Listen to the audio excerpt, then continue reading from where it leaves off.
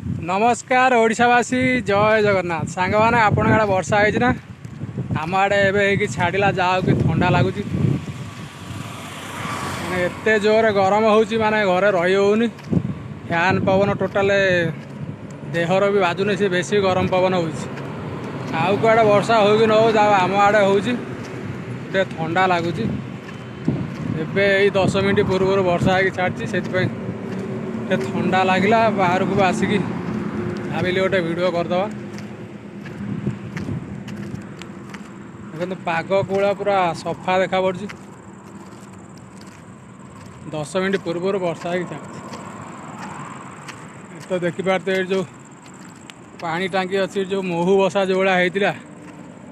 मैंने ये हाट भी शांति लोक बसी पारती बेपार करें महू मैंने तड़िकी मारते जाओ ठंडा लगुच